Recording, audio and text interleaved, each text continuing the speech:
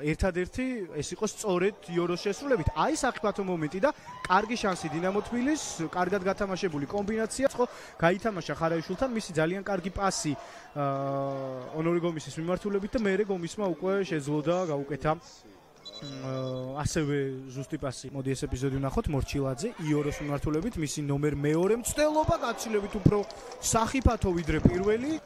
ვიღაცას მოხვდა ბურთი მეკარეს, მე როგორც დავინახე არ უთამაშია ამ ბურთზე. გზაში ბურთი ალბათ რომელიმე მცველს შეეხო და აქედან გამომდინარე დაინიშნა კუთხური.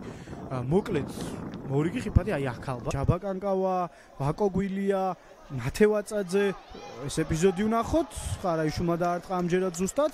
ორივე გუნდი ეცდება შეტევების განვითარებას და არჩევის მატჩი ისე როგორც პირველ ტაიმში, აი აქ კარგი მომენტი ხარაიშვილმა დაარტყა და არა ზუსტად. სათადარიგო შემადგენლობა მეკარე სტეფან სიკაჩი, მცველები ირაკლი იაკობიძე, საგარეჯოს გარეთ კარგი პასი შეტევაშიც დარჩნენ. კარში დარტყმა და გიორგი ლორი აი ამ ნატკენი ფეხით ახერხებს ბურთის მოგერიებას. ხო, ყველაზე საფრთხო მომენტი რაც გარეჯმა შექმნა ამ შეხვედრაში როგორი ძლიერი დარტყმა გოგო ბერიშვილისგან, აქ ხარებაშვილთან ორთაბრძოლის დროს გაუმართლა და მას დარჩა ბურთი და მერე უკვე კარგი დარტყმა და ონორე გომის მისი თავური ვნახეთ და კარისკენ დარტყმა. ძალიან გაუშვა ხელიდან ბოლის გატანისა, თავით ქონდა კარგი მომენტი და ახლა უკვე ფეხით ერთი შეხებით რაღაც ვერ მიუდგა ბოლომდე იდეალურად ბურთს. ლაცაბიძის კარგი ჩაწოდება აუცილებლად აღსანიშნია.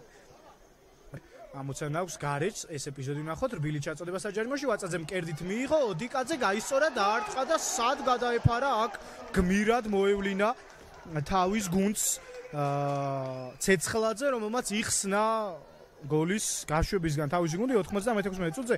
ვაწაძეს ეს გამოარჩევს მკერდით ბურთის ჩამოღება.